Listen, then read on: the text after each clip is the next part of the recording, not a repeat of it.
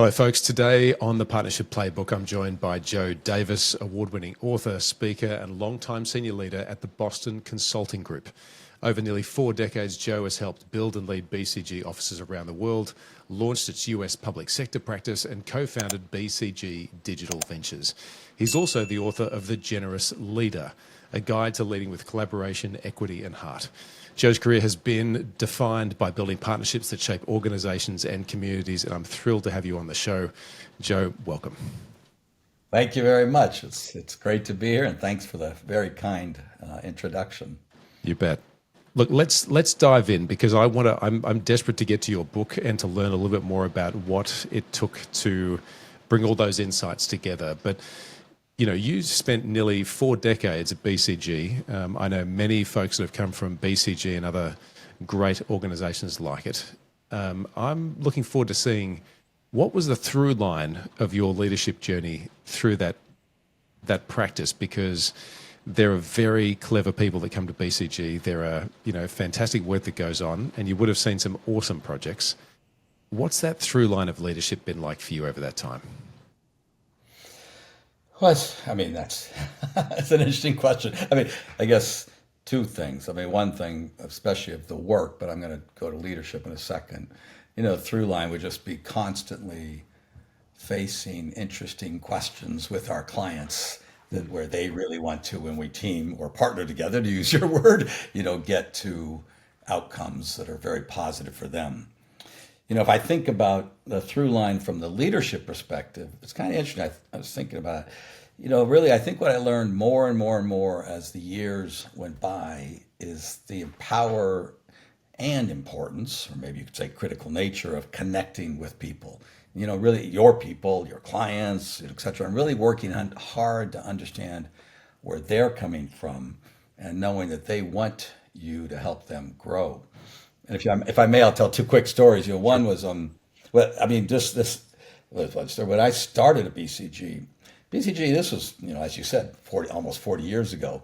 BCG were pure strategy consultants, highly intellectual people, and quite frankly, many of them were introverted. I learned because I would walk down the halls, and these partners would just walk on by, looking down, never glance at me. And I thought, gosh, they're rude. I literally thought they're not even trying to connect with you. Now, I later learned, especially this one fellow, he's just massively introverted. He was afraid to look at me, which I found strange. But, the importance of actually engaging people. And I think about my career, maybe partly because I remember that beginning, but I was, worked very hard on engaging everybody as I passed by, et cetera. And it shows respect, of course, but it also, builds following or builds, inspiration on other people's part to really try to do their best if they feel like, okay, I'm being acknowledged, I'm being respected, I'm part of this. Then I'll say 30 years later, 30 plus years later, during COVID, I was still learning this lesson of connecting and understanding someone else's perspective. We were trying to decide and I was running North America at the time. We were trying to decide what do we need to do for our people now? They're at home. Of course, we got them screens and stuff like that. But what do you have to do? And especially a lot of them are young people, very young. I think when I was running North America, if you can believe this, 70% of the staff was under 29. And Wow. I don't know, 60. So Wow. what the hell do I know about them? And somebody called me up and said, Joe, you know nothing about these people. Not nothing, but you live in your nice 7-bedroom house. Your kids are already through college. You're just in a different world. And this woman is a woman named Debbie. She goes, you should really call and just talk to some junior people about what's going on for them. I remember one conversation, I never forgot it. I called him and he was on his bed in his bedroom, which you remember we're all working at home somewhere. And I said, well, what are you doing on your bed? He said, well, Joe, you don't get it. My apartment's very little. I have a bedroom, a living room that blurs into the dining room that blurs into the kitchenette. One week I'm on the bed and my wife gets the couch with the coffee table. And the next week we switch.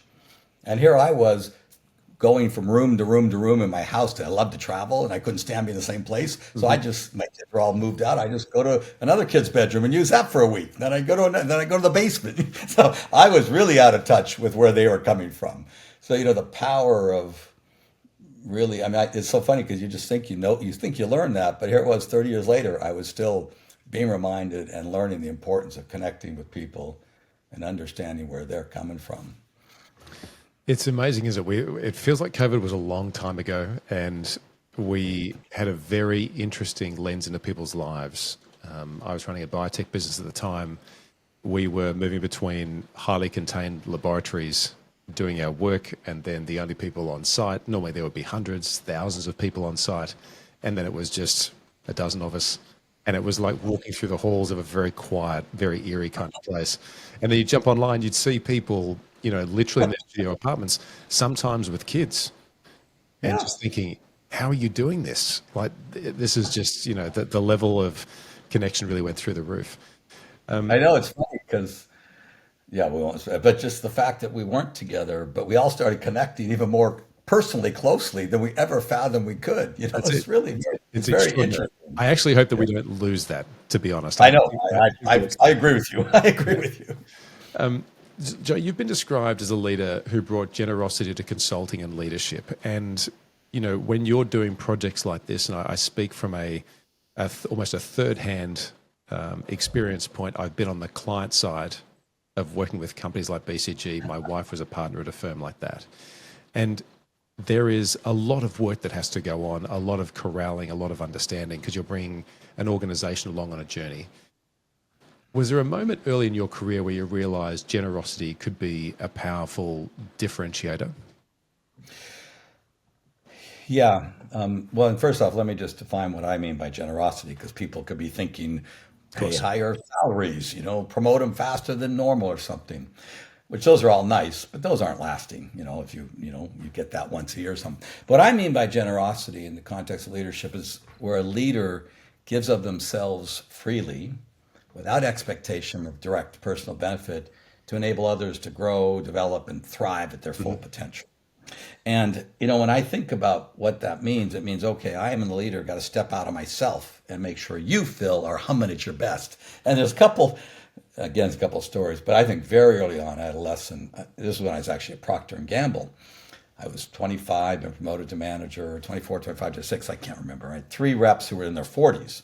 So I thought they were old guys, now they'd be my kids' age. And I was scared of them, to be honest. I'd ride with them every 2 weeks and I'd never give any feedback because what does a 24-year-old kid know who learned it from the book in 2 years? And then it came time for year-end review. And I remember guy Rich, I wrote everything down. He should do better or whatever. Started going through the review with him. And my boss was in there. Maybe 3 minutes in, he goes, geez, Joe, what the heck? You ride with me every 2 weeks and you've never told me any of this? And I think he used a few swear words along the way. I can't remember. I just froze, I'm sure. But, there was a lesson there. Even this 40-plus-year-old guy was looking for me to give of myself without my own fears and all that to help him grow. He wasn't just like, I don't need you every 2 weeks. It was like, hey, buddy, how come you never told me anything over the, Yeah. it was really, that took me a while to absorb that, but it was pretty eye-opening. Another just kind of thing I think over time, the power of the generosity, as I just described it, is, I think part of it is you've got to share your humanity. I mean, I think we just touched on it, that the need to bring your human self to work. People want to see that started to happen with the BlackBerry, in other words, technology, and COVID. You and I just described how it changed. Yeah. And I remember very early on, I think I'm just a person willing to share of myself. When I was running like the DC office, if I'm talking a staff meeting, I might tell them about my kid who's, just going to college. I would talk about it and people are like, what are you talking, or if something was emotional to me, I'd choke up. Now, not everybody chokes up. But instead of that being a bad thing, the feedback I get is, wow, it's so nice to feel some humanity and hear some person. And I just really want to make sure I work with you, the team, to grow this sucker. So it wasn't a negative thing at all. It was actually a thing that inspired people to be part of the team. So, if you think of generosity as you giving of yourself so others grow and feel inspired and motivated, I think those are some of the lessons I learned. And you keep learning them all the time, but learned Of course. pretty early on, especially that silly one about being afraid to give feedback. I mean, what a great lesson. Thank heaven I had it at 24 instead of 44 or something. And sometimes it happens in people's lives, like you say, long way into that tenure or in their working relationship. I find that it's Yeah. interesting when we often hear people say, we'd like you to bring your whole self to work. I'm sure you've heard that a million times. And Yeah. it it strikes me that it's difficult for anyone to contemplate what that might be without there being any kind of guardrail or introduction to what that should be in the context of work, right? Like if you're working 40 hours a week, 80 hours a week, 100 hours a week, whatever the case is, if you love your job, there's a good chance you're going to bring just about everything you've got to it. And if you don't, you're probably not going to. Just this is an off the cuff. No, no, you're right. How does that work in your experience when you hear leaders say that? Because I'm sure that would be a wonderful thing for people to do. I'm sure things would improve in the workplace, but not everyone's up for that. No, no. When I think, I think about that over the years. To say that to me, what I interpret is, okay, let's be all in as best as we all can to get whatever we got to get done. But then if you're going to do that, to your point, okay, if you want me all in, you have to take me as I am. And if I had a bitch of a night last night and I need to tell somebody about it, someone better listen, or I can't be all in, because otherwise my head's all messed up. So it's actually your job, Mr. Leader, to understand a little, not everything about me, but where am I coming from? If I have a child in the hospital and you're asking me to be all in, you better think about my child in the hospital, engage with me on that, and help me move past that. And I'll tell you, it's interesting. Just when you said it, I had a colleague who was, he cared deeply, and I think he did. He acted like he wanted people to be all in, but he thought the thing was he needed to be perfect. Now he happened to be good looking. Wife was good looking. His 3 kids were good looking. He had one of the bigger clients at BCG. Everything was perfect. And so everybody was petrified of him because nobody could be him. And he said, one time I said to him, feedback is at night. He said, well, any feedback for me? He was working for me, leading an office. I said, well, yeah, I got to tell you, people don't think you care. Oh my, it was like I smacked him in the face. Yeah, I'll What bet. do you mean? He said, Joe, next morning, he said, I didn't sleep all night. I mean, that was a slam. And it occurred to me, I didn't realize what I meant, but what I meant was you never bring your human self. You never say, your kid had a bad day, or you fought with your wife, or you just lost a deal. I mean, not fought with your wife, you don't say that, but you never let us know any cracks. So how can we show cracks? We're just scared all the time because we can't match. And of course, he was human. He wasn't that perfect. He just didn't know how to show it. I really love that. Let's turn to the book that you've written. It's called Okay. The Generous Leader, I should say. And you outline 7 leaders. I would love to you 7 principles. 7, great. That's not that book. Let's walk through each of those 7. So the leaders who are listening to this, mostly entrepreneurs, mostly chief executives who are working through their own chapter of leadership right now. In my experience and my coaching, I see a lot of leaders who are actually still processing the back end of COVID. They're still looking to how they recenter. Organizations are being built, restructured. AI is here, a lot of change in the world right now. So hearing what these 7 principles are, how they can be applied, I think is going to be very useful to them. We're going to link to this book, folks, in the show notes, so you can take a look at this at your leisure. But Joe, let's walk through these so we can give people some insight about what it actually means to be a generous leader. Okay, and I promise I'll walk through all 7 briefly. Otherwise, I've listened to people sometimes describe their X number of things for 30 minutes. So the first one I say is connect personally and deeply, really generous communication. And what I mean by that is you just mentioned change. If you want your message to land and have them hear what you're hoping they hear, you have to think about how you're connecting, how you're giving that message, but where they're coming from and what they're hearing. I mean, just briefly, I use a rule of 3, which I've heard a lot of people say. You have to tell somebody 3 times, because the first time they're just saying, what's going on here? What's he on about? What's the game? The second time they're thinking about, last night their kid couldn't get his homework done, so they're not even listening to you. And the third time they say, I see. Okay, engage in this. Yeah. Someone told me interesting story. The Russian figure skating team. Someone was watching this, and she called me up and said, "Oh, this is amazing, Joe. They do really wild, unusual moves 3 times. Because the first time the judge goes, whoa, what was that? Second time I see, and the third time they actually absorb it and can score it. It's really fascinating. That is fascinating. That is super fascinating. Yeah. So that's number 1. Number 2 is quite important. Be curious, generous listening. And by that, first off, ask questions, ask questions, ask questions, and really try to understand what is in the other person's head that you don't know, so the two together go better. And that's one that can be hard for people. Some people think they have all the answers. And try to also understand where they're coming from. But this is such a critical piece. And also, I think in the context, you talk about change and dynamic organizations. If you're not understanding where your people are, maybe you can yell at them and boss them around, but I'm not sure how much they'll do for you. Nope. Next one for me is, welcome everyone, generous inclusion. And by that, I don't mean I just mean actually include people outside of just your own little leadership team who's going to tell you often what they want you to hear, or maybe what they think you want to hear. Invite people into the room, an analyst who did the work, and actually say hi to them when you walk in, and ask them a question. That'll be nice because they're probably scared if they're in a senior manager, but it just sends a big signal. One colleague of mine said, "Joe, you used to invite me in, and I'll tell you, I was so excited to see beyond just what I was doing that I said, okay, I'll try to do more. How can I contribute in bigger ways?" And I didn't ask him to. He just felt included and wanted to. Then the next one's stand up for them, be a generous ally. I actually happen to be one that believe some people have structural disadvantage, especially in my country. Yeah. And I think it is the role of the leader to give them a shot. And by this, I don't mean do it for them. I mean actually help open doors they can walk through and fail or not fail. And that's what they want to do. You coach, but you don't do it. You just give them a chance to do it. And if they don't cut it, they don't cut it. That's, life's fine. The other one, of course, which we touched on, recognition and development, generous development, which it was not an example of that first story I told you when I was afraid to help the guys grow. But if you want people to be really growing, and that one's first off, three things I'd say. One, you have to spend the time to understand, where is Phil coming from? What's Phil good at? What does Phil need to do? How can he leverage the good? And then you have to be direct and clear. There's nothing worse than mushy feedback. Hey, I enjoyed your podcast, but there'd be a few things I wish you could improve.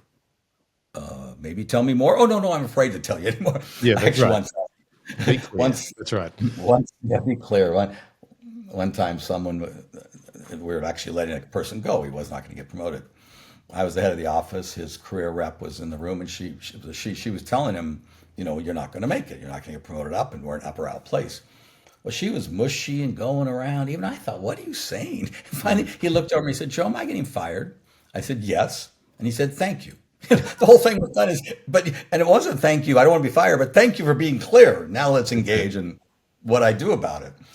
Then I say another one I think is quite important, which is so easy too, is small acts, big impact. Really capturing generous moments. Chances when you congratulate a person for a job well done.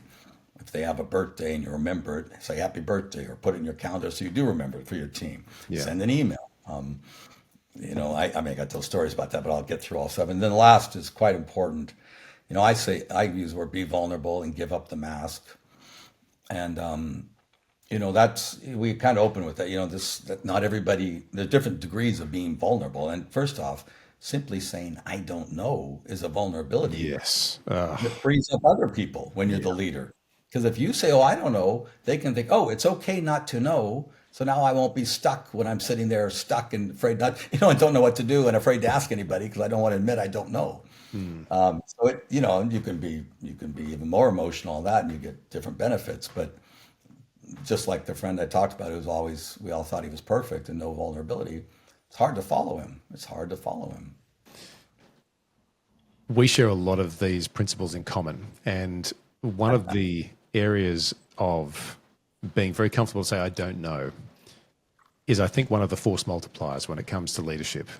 We are often taught, and I'm ex-military, that there are processes, there are things you should know, there are things you are taught.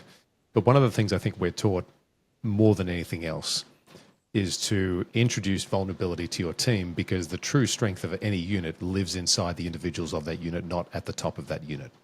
And so, whenever I'm thinking about vulnerability and saying I don't know, I find there are two people there are two types of people that receive a message. One of them is, I don't know, great, let's work it out together.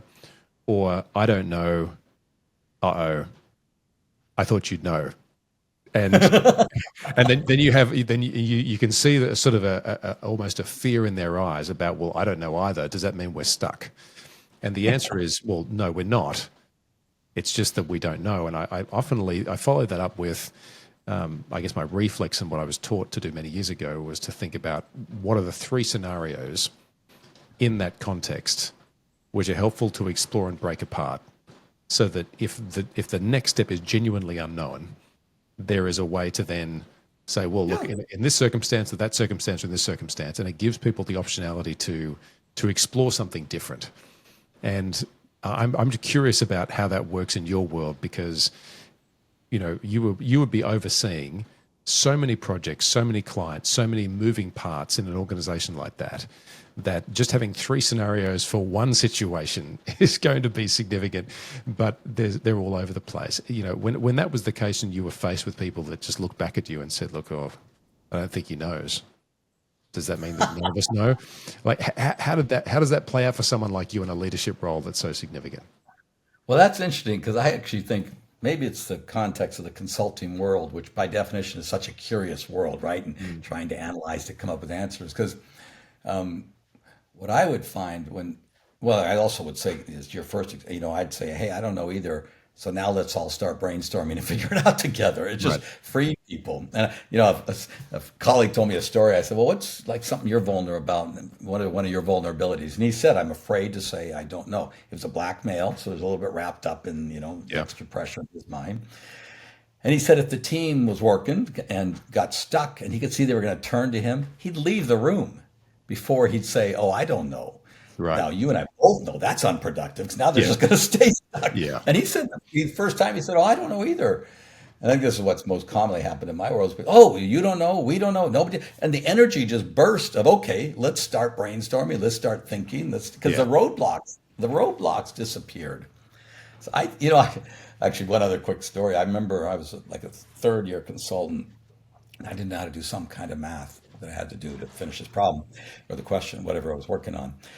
So I walked down the hall to the senior partner who was, overseeing me, and he was a good guy. He was very tough, but I kind of knew early, don't waste time, and that's the biggest problem with being stuck. You waste Yeah. time. And I walked. I said, hey, Steve, I don't know how to do this. Can you help me? Well, essentially, he didn't know either. And he could have told me, hey, go, I'm busy. Come back in a half hour. Got the answer. Then showed. And he said, oh, I don't know either. Let's walk down the hall and ask Philip. He'll know. So, he just sent Yeah. so many signals to me. It's okay to say, I don't know. Yep. It's okay to ask for help. And he's going to go out for help. I mean, what a great lesson, 3 years in my job, and I didn't think any less of him. I didn't think anything. I just thought, Of course not. okay, let's get it done. It's just, let's get it done. We're on the same team. Let's get it done. It's a great way to look at it. Yeah. Joe, you've just touched on this idea of generosity being a real force multiplier. I think we both agree.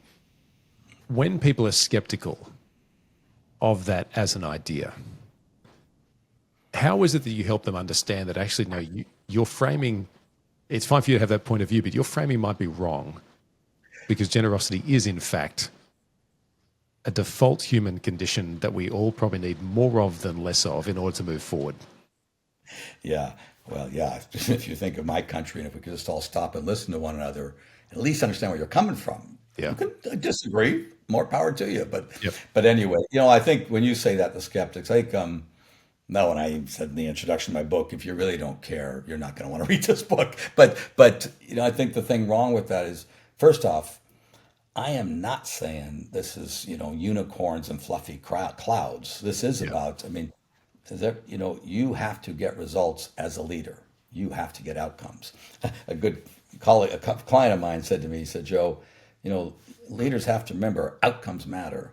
But the sooner you step past yourself and connect personally with your teams and help unlock all of their great human potential, that's when you get to the best outcomes. Yeah. So I think, you got to redefine that word and not think. I mean, I told you a story about the guys getting fired. I mean, you fire people as a generous. You just do it clearly. You do it fairly. You do when it's right. You help them move on. That's generous because you want them to be the best they can be.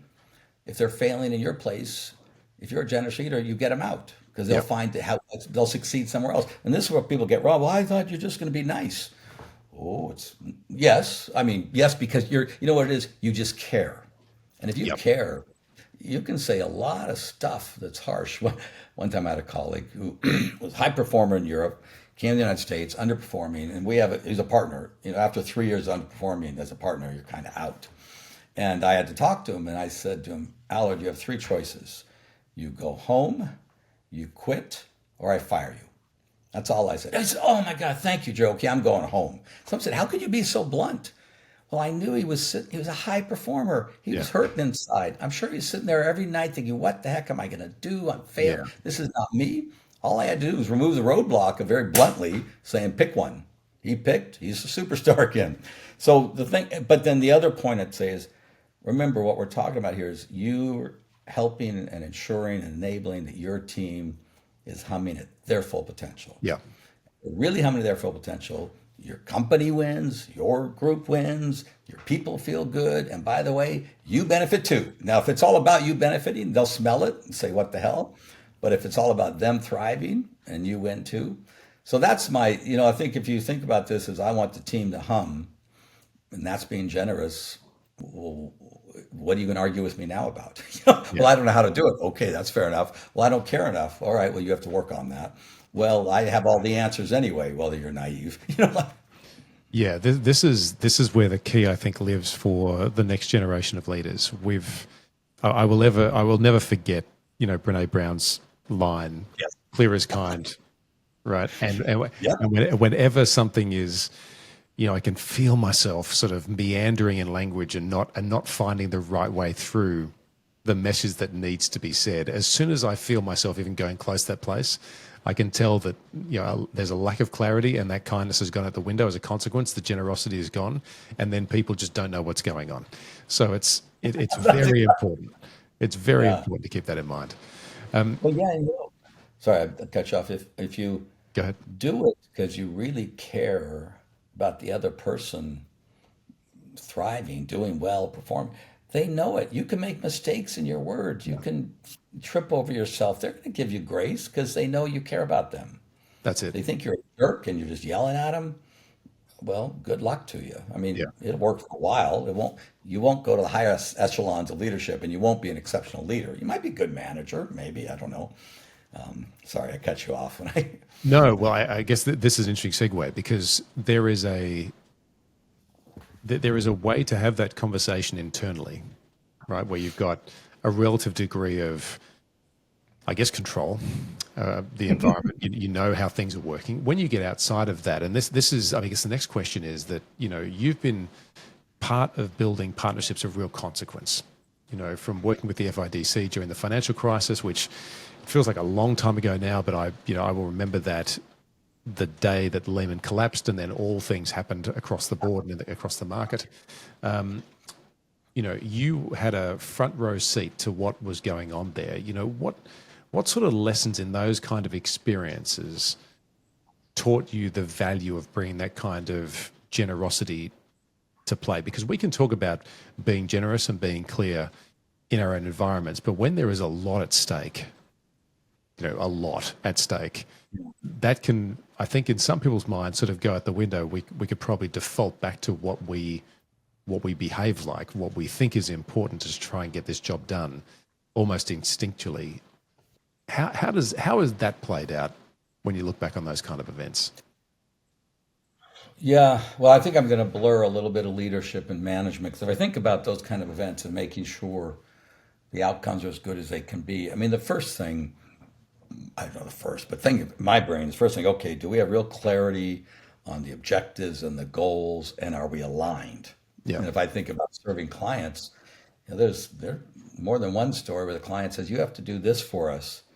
We'd say, yeah, but that's not really what you need to get done. You need to do this. So either don't hire us or change the topic, change Yeah. the outcome, because Yeah. we're going to do wasting money over here. Now, oh, Mom, what are you doing? You're telling us we're wrong. No, I'm telling you, we want to get to the best outcome and we don't want to waste your money. But so there's something about, now that's not well, you might call that generous because being honest. But then I think the next thing that's so critical if you're really teaming with others to try to get something done is just clarity on roles, who's doing what. Yeah. And then, yeah, you mentioned the FDIC, which that FDIC, for those who don't know, is the organization that oversees the banks in the United States, which for many years they used to say they had elevator wars, races, because no banks closed for like 20 or 30 years. So they had Yeah. nothing to do other than make new policies. But now all of a sudden 100, 200 closed a year. It was a big deal.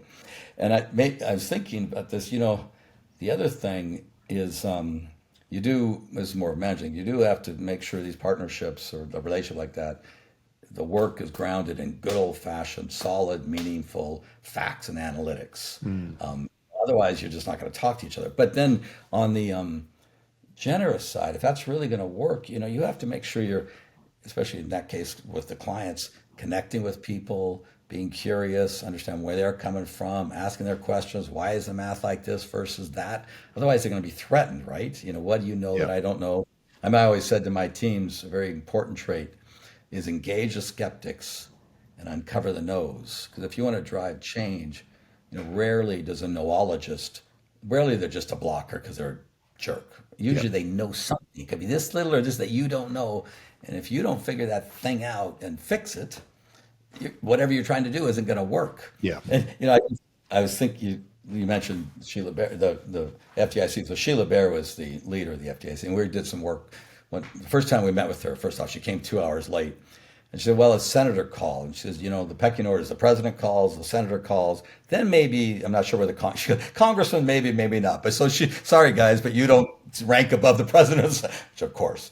She came in the room, we were going through math that said what the FDIC was doing was overly favorable to the banks that were acquiring those were going out of business. And the taxpayer was giving away too much money more than they had to. And you would imagine the finance team would be threatened by that. They came up with this math. Yeah. And I remember but we had made sure the CFO was included, blah, blah, blah. And I remember she turned over to her CFO and said, is this math right? He said, yep. And she goes, okay, I want to change now. But, so it's the grounded in facts, and it's the fact that we had worked with him and teamed with him and engaged him that enabled that change to happen. Yeah. The nice thing about it. The nice fun thing about it, she goes, okay, she said to her chief of staff, I want to meet with these guys every 2 weeks and make sure I'm not late. Now, she can't control that part. But it was, it was interesting. So just the power of connecting, engaging with others as you're trying to team with them and make sure they're part of the process, as opposed to, well, we're the consultants, we're smart, we know all the answers in our little head. That's not what I would call generous listening or inclusion, Yeah. Joe, can we double click on that for a minute? When she looked at the CFO and asked that question, are these numbers right? And he said yes. If you looked at that relationship, no doubt he was under pressure in that whole circumstance, probably more than anybody else in the room to have the numbers right. So when that question is asked, you want to make damn sure that, that person is confident. Building that relationship with him through your team, can you recall what that process was like? Because I'm sure, as you said, there was probably not a lot happening at the FDIC for a long time until there was a lot going on. And I'm sure when people are looking at a CFO for answers, for guidance, you could walk in the room and it'd be another person you had to serve, had to engage with. What was forging a relationship like that like in order to get that clarity so that whole organization could move forward? Yeah. Well, and you said, do I remember? So, of course, I can't remember specifically that one, but I do think it's a standard thing. Sorry, that's not a very good word to use. But, we, at least my teams, were quite good, or tried to be, about truly engaging who that person, the key people, bringing them into work, understanding what they wanted to get done out of this, where their head is, what they're coming from, and listening really carefully, because it's so easy to not listen to what you can hear the words, but can you hear what's in their head? Yeah. And that's the critical part. And then, of course, you wouldn't dare go in the room and share some analysis with the person's boss without having shared it with them. I mean, shame on you. No Yeah. offense, but that would really be stupid. Yeah. I mean, it would be ungenerous to a degree. Yes, indeed. And so those are the kinds of things is, bring them in early, understand where they want to go with this. This situation, everything, as you said, it was so fast, so unusual. Nobody was going to chew anybody out terribly for something just because the world was quote unquote collapsing. Yeah. But it doesn't matter whether it's pressure or no pressure. I think the same pieces are involved. Where are they? What do they want to get done? and bring them into the process. In this case, include them just like you might a junior person in the room. Yeah. And sometimes people, just don't like it and they're going to block you or they're going to fight you. But that now we are being hired to get to the answer. So then you got to be true to your values and help, whatever. But you got to try your darndest to make sure that people feel involved. Yeah. But there's examples where sometimes clients just wish you weren't there. But Oh, I'm sure. I'm a sure. different story. That's a different story, right? Joe, when we were preparing for this conversation, and I was so excited to meet you, it was because when we talk about partnerships, and we often are talking about in the context of how does one organization partner with another to either grow faster, distribute something, secure supply chains, new innovative product development. In a consulting arrangement like a BCG, where it is built on partners, where people might not understand that in the true sense. The circumstance here often is that when you are trying to launch something like what you did in DC with BCG Digital Ventures, you're essentially partnering inside the organization to make a whole bunch of new things work. I mean, for all intents and purposes, BCG Digital Ventures is a new product development from inside the organization. How is trust, for those who don't know what this is like, who have never operated inside this kind of environment before, how is trust built and alignment happen when there are so many people pushing hard to move the organization forward and all of a sudden somebody says, you know what, we need to create something different inside that is going to be a massive future value driver for us, but it's going to take you to be a little bit less focused on your day job because I need 1% of your attention to drive something new.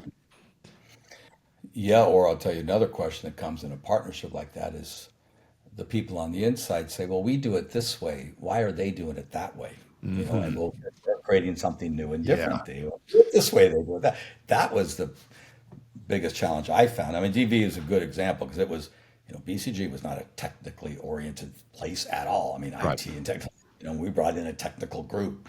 They're still cracking tough problems for the CEO, but then they were trying to create the products to make it happen. They're trying to, like whether it's tech, but they were an attacker to a company and they were helping the company attack itself.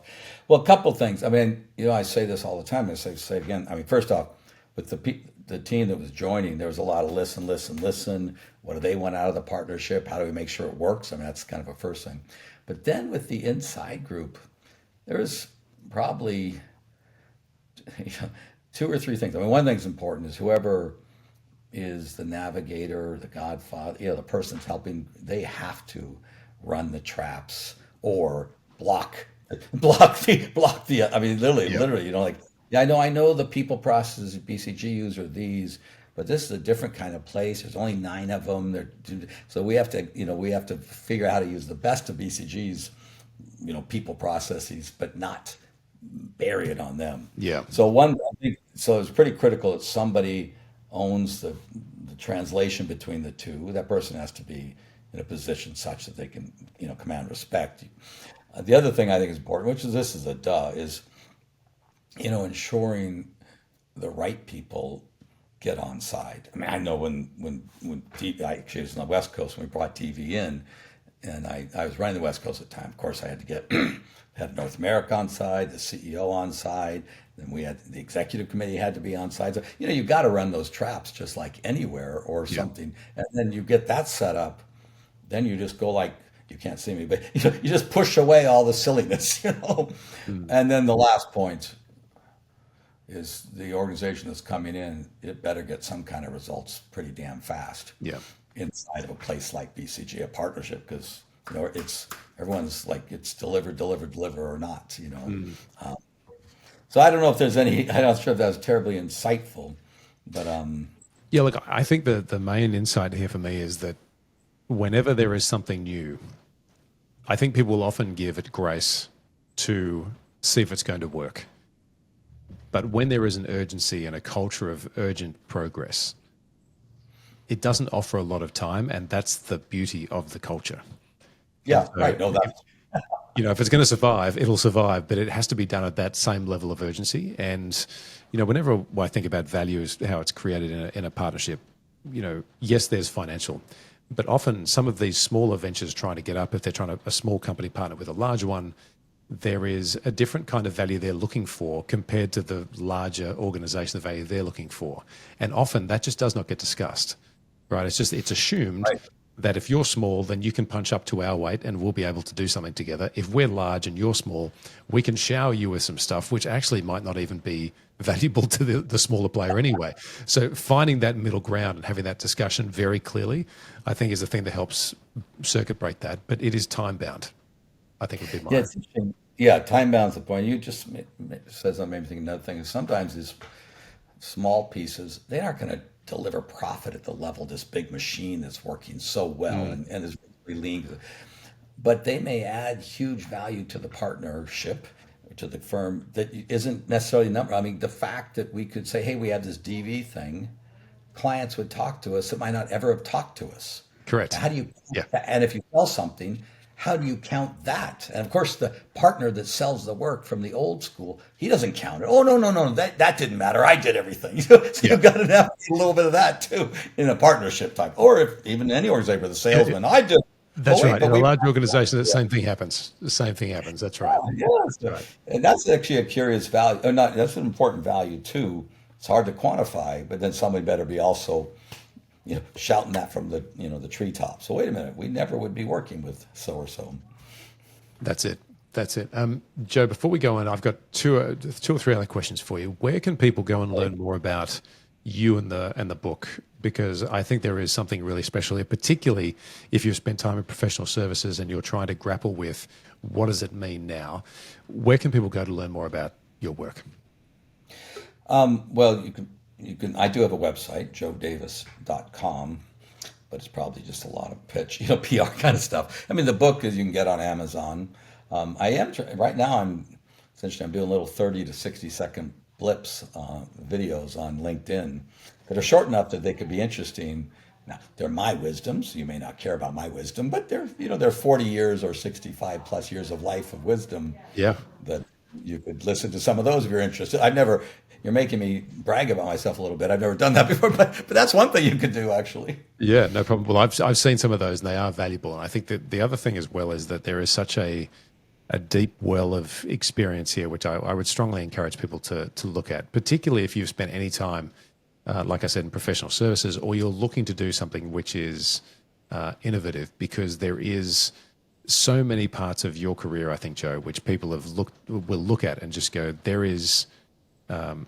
they've navigated so many different material changes in business and commerce, particularly in the United States, where Yes. people can learn a great deal from. So I strongly encourage it. Thank you. I think, one thing that really impressed me with my team brought back the research for this conversation was in relation to the Centre for Inclusion and Equity at BCG, and I was interested to see more about that. I firmly believe, and I'm driven by one of my values is the genuine fear of missing out on an important perspective.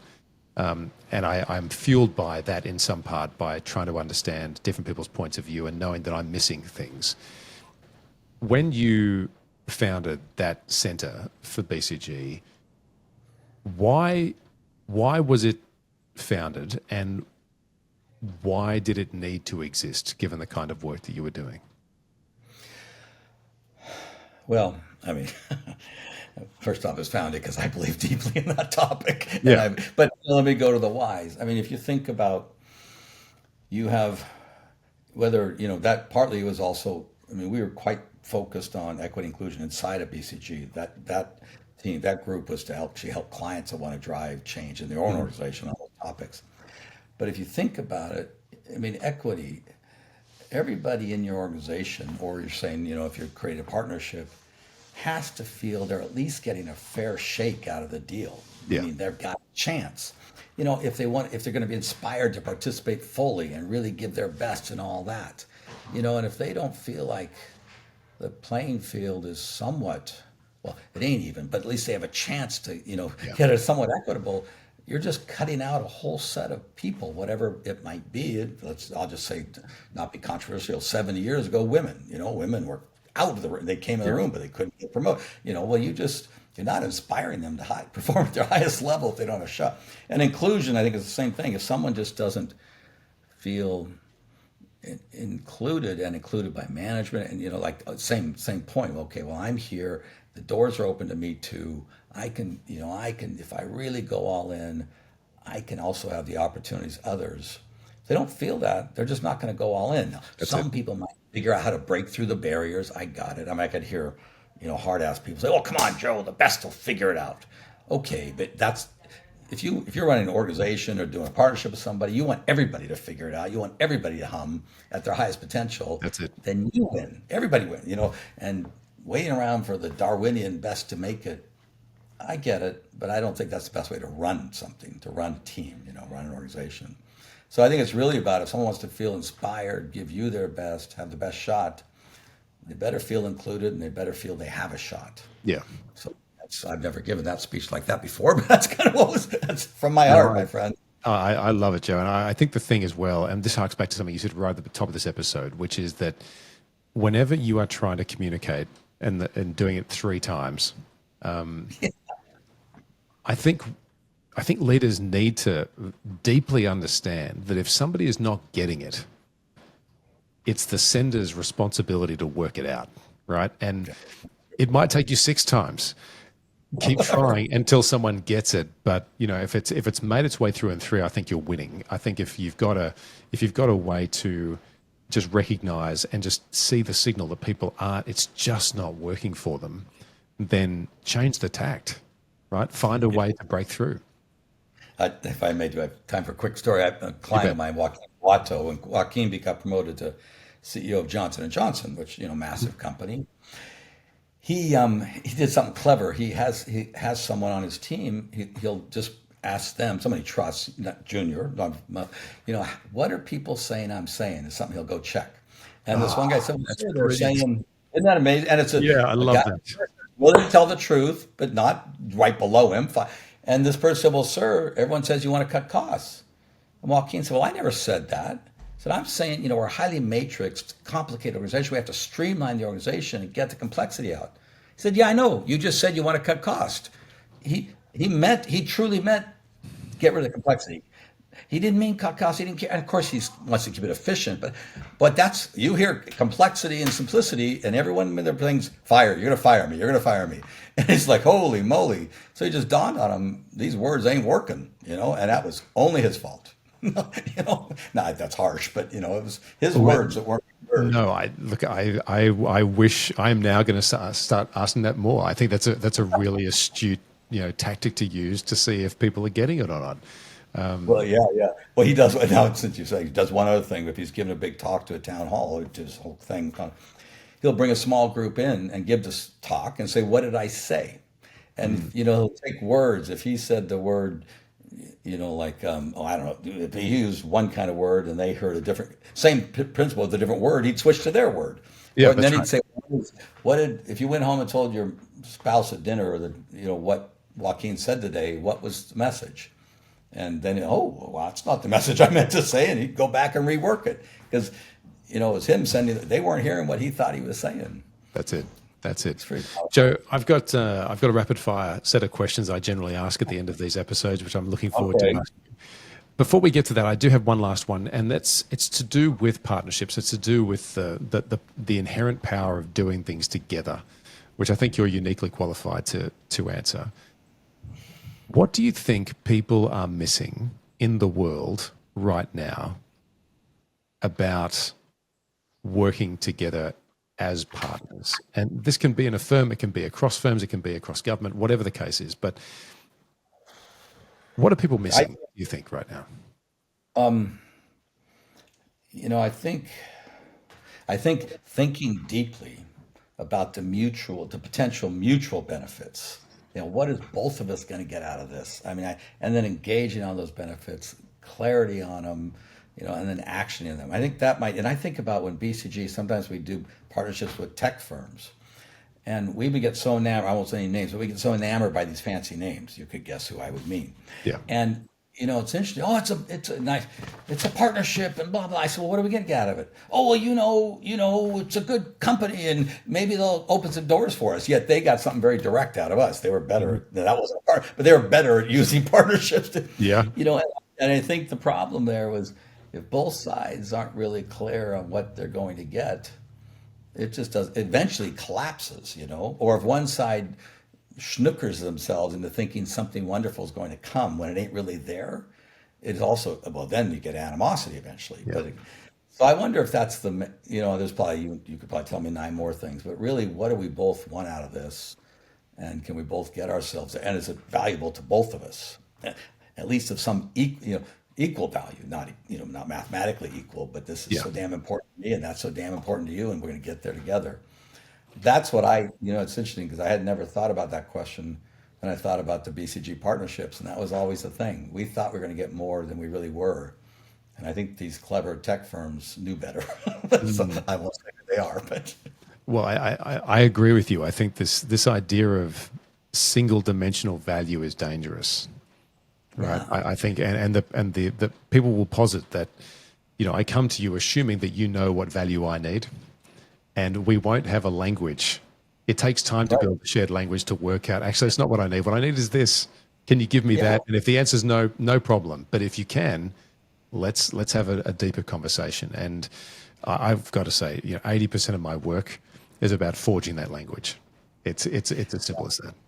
Well, I just think about all my consulting projects. I learned this from my mentor, but let's have clarity on the objectives and clarity on the scope. And you got to lay it out and agree to it. Because if you don't, 6 weeks, someone's 6 weeks in, well, wait a minute, I thought we were doing this. Well, I thought we were doing that.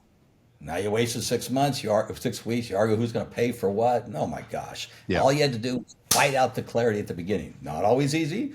Maybe not fun, but get it done. Very worthwhile. That's more true of partnerships. More, there you tell me, but I'm sure. Yeah. Listen, Joe, let's go through this rapid fire, Okay. and let's go with question 1. So complete this sentence. Partnership is mutual respect, driving to incredible outcomes, benefiting all. Love or benefiting both. Maybe benefiting both. Yeah, that's what I think. Awesome. What content are you loving at the moment? And it can be anything. When I ask this question, people can give me Netflix series. They might give me podcast episodes. Like, it doesn't matter what content it is. What are you loving at the moment? Oh, that's so funny. I thought you meant some serious thing. Well, I did. Actually, I'm reading a book called Hail Mary, which is kind of like a single guy that goes out into outer space because there's some life form that's eating up the sun, and he's out. I don't know, halfway through. It's kind of cool. On a serious side, though, actually, I am reading the book Abundance right now, which just talks about really a description of why my country is where it is.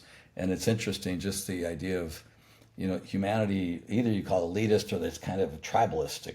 And if there's lack of abundance, you figure out how to team together, actually, to get it done. If there's so much abundance that you're not giving anything up, you can get yourself caught in, sides and kind of things. I'm only halfway through that book, but I think it's pretty interesting to read. Yeah. Now, how to turn that, solve all that is a different question because there is a lot of abundance, even, well, I'll stop right there. When you think about the worst piece of advice you received in your career, what is it and why? I think someone, along the way, people have said, Joe, you don't have to be so emotional. I don't agree. I'll be me, you be you, And if someone doesn't want to like me for it, then whatever. So that's the thing that I just didn't agree with when I heard it. I saw a clip recently of the comedian John Candy, and a big part of his, I'm sure you remember his work, and one of the lines he is most famous for saying, which I understand was unscripted on a film that he did, which was, "I really like me." And it takes courage to one, acknowledge it, and two, to say it out loud. But I think that's a big deal. Question 4. So when you see potential for a new partnership, what's the first thing you do to turn that potential into action? Well, for me, I engage deeply with the other party. What do you want and need? What do we want and need? How do we get there? But it's really this engagement word: engage, listen, ask questions, engage. Because it goes back to the same thing. If we're not clear on where we're both going, somehow something's going to go sideways. Yeah, I agree. And final one, what are you deeply grateful for right now? That one's easy. My spouse of 44 years, my Amazing. 4 children, and any day now, my daughter is due yesterday. I'm with her, my 9th grandchild. That is what I'm most grateful for. Number 9's coming maybe this afternoon. We'll see. Oh, that's amazing. Well, I wish for a very uneventful delivery and that everyone is doing very well as a result. Thank you, Phil. That's awesome, Joe. Listen, thank you so much for your time. It's been a real privilege to talk to you, and I'm excited for what everyone's going to learn from this episode. We're going to send people to the book, and we're going to send them to joedavis.com so they can learn more about you and this and the great life you've lived to date. So, on behalf of everyone, thanks for joining us. Thank you very much, Phil. Before you go, I have a quick question for you. Do you worry that you're wasting time, money, and credibility with the wrong partnerships? It's exhausting to pretend everything's fine while secretly worrying that you've made the wrong call. You see others thriving with the right connections, and you're stuck wondering if you're missing out on opportunities that could really elevate your business. Well, the good news is that ends today, because you can download my free partner calculator that instantly assesses if a partner is an ideal fit for your business.